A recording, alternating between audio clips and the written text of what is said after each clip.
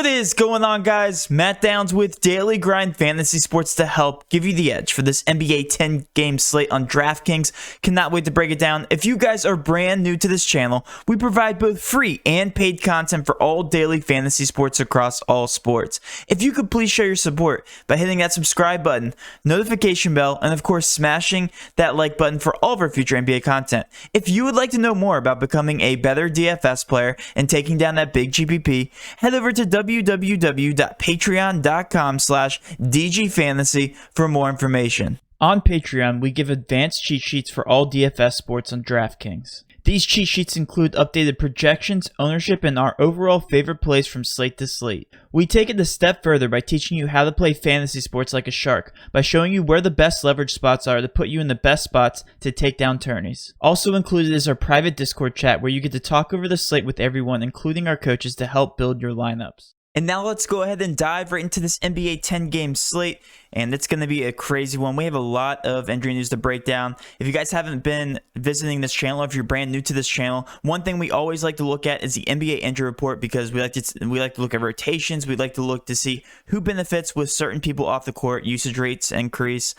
Same thing with fantasy points per minute. So a really good starting point is taking a look at the NBA injury report every single day when observing NBA DFS in general. Also, we will be giving away a free prize pick at the very end of this video. So if you guys stay to the very end of this video, use code DGF when signing up for prize picks for a 100% matchup to $100.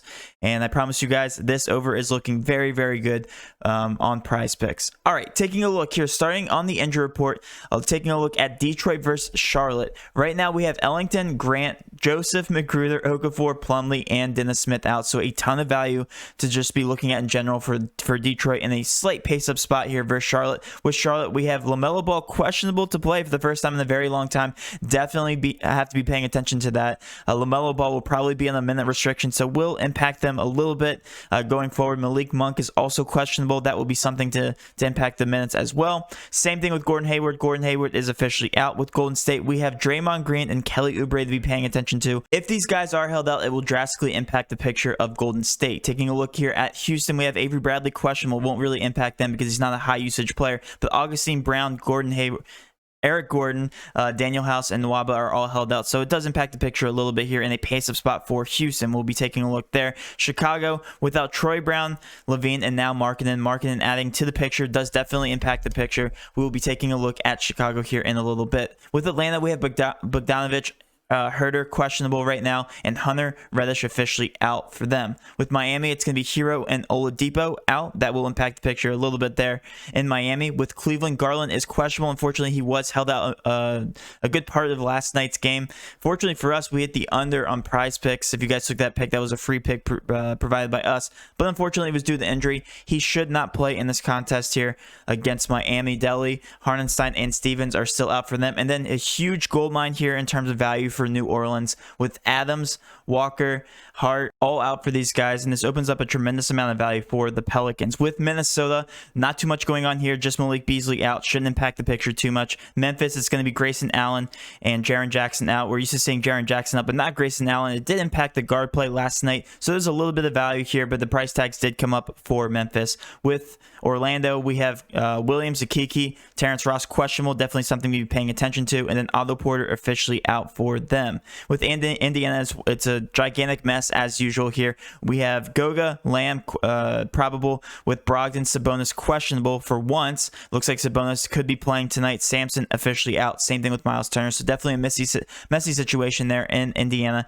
Definitely have to be paying attention there. OKC, we have Dort, SGA, and Muscala out. There's a lot of value to go around. However, this is going to be a slight pace down spot for OKC. With Washington, nothing going on there. With Dallas, we have Kleber and Porzingis officially questionable, and then Terry officially out. Nothing really going on there. With Denver, Barton, Morris, we're used to seeing the same pictures.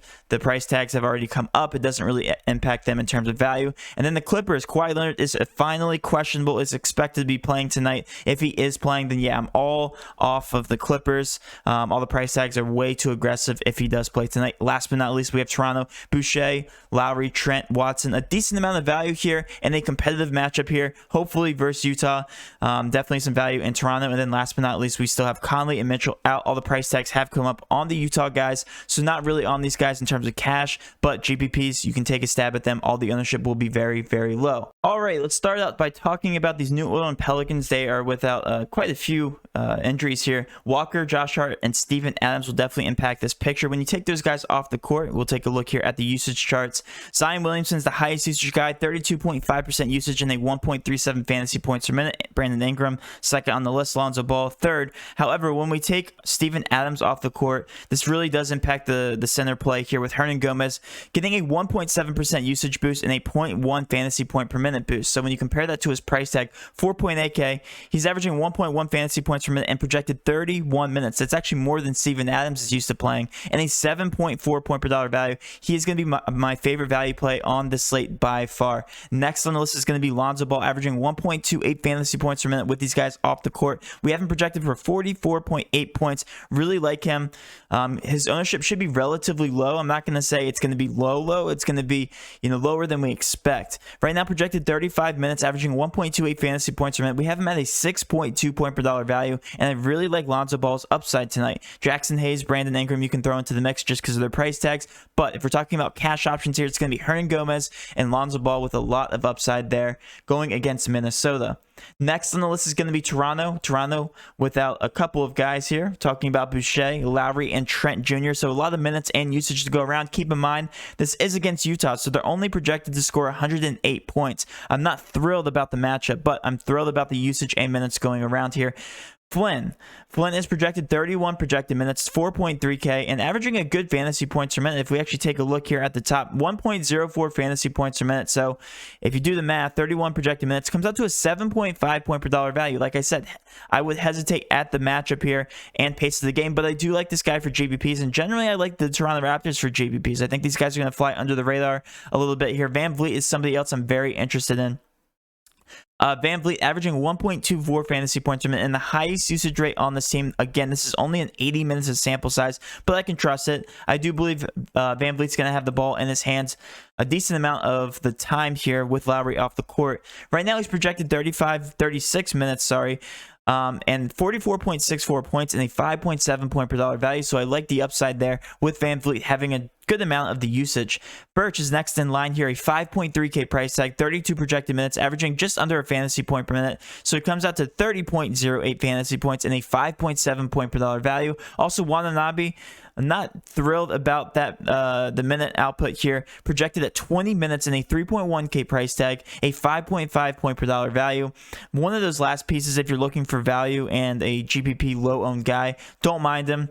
Siakam is the one guy I'm not too high on just because of his price tag. 8.2K is generally pretty high for him in this matchup. 35 projected minutes and only 1.19 fantasy points per minute. I thought when you would take Lowry off the court, he would be impacted a little bit more, but it's going to be Van Vliet who's getting the majority of the usage and minutes here with Lowry off the court.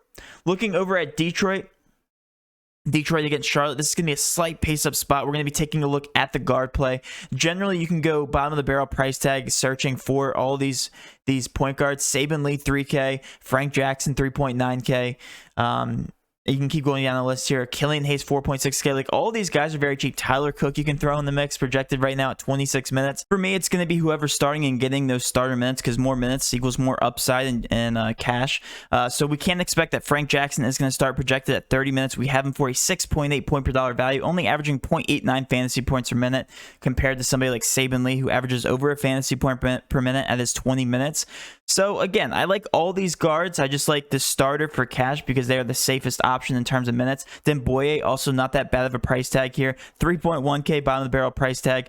0.68 fantasy points per minute at 31 projected minutes. Comes out to a 6.7 point per dollar value. Sadiq Bey, Isaiah Stewart, Josh Jackson, all getting those starter minutes, and they're all averaging over a fantasy point per minute. So I like all these guys here for Detroit in terms of GPP upside, but for cash, you're going to be looking at guys like Frank Jackson or Saben Lee, whoever is starting at that point guard position. Taking a look at OKC, they are without SGA, Dort, and also Muscala. So taking off the highest usage rate guy on the floor opens up for some value for guys like Mikhailo at 28 projected minutes. Averaging only 0.87 fantasy points per minute, comes out to a 6.3 point per dollar value. Jerome, also not that bad, but right now for cash, we're looking at one specific guy. It's just going to be Mikhailo at that very low price tag, 3.4K, almost bottom of the barrel price tag for OKC. Last but not least, we're going to talk about one more team here with Chicago. Thaddeus Young is the one guy I want to talk about, averaging 1.22 fantasy points per minute and 25 projected minutes in a high-paced matchup here versus Atlanta. They're only projected to score 104 points, but I do like the matchup. Generally, any team playing Atlanta is going to be in a pace-up spot. Thaddeus Young's going to be stepping right into the mix here for Markkanen. I think 25 minutes is a little conservative. He could play upwards of 28 to 30 minutes if this game does remain competitive. And the 5.1K price tag, this guy has been on absolute fire, almost hitting his value here in the past 6 games, every single contest. So Thaddeus Young definitely going to be cash viable and one of my favorite options on the slate. All right, switching over to some prize picks. Like I said, if you guys haven't signed up right now, I love the Fred VanVleet over. Right now, we have him projected for 44.17 points because without Kyle Lowry, he's going to have the ball majority of the time, and he gets a fantasy point per minute increase, 1.28 fantasy points per minute projected at 36 minutes. So right now, very bullish on Fred VanVleet against Utah if this game does remain competitive. Even more upside here for VanVleet. And that will wrap up my video, guys. Hopefully you did enjoy this video. If you did, please do hit that subscription button, notification bell, and of course, smash that like button for all of our future NBA content. With all that being said, have a great rest of your day, and let's cash.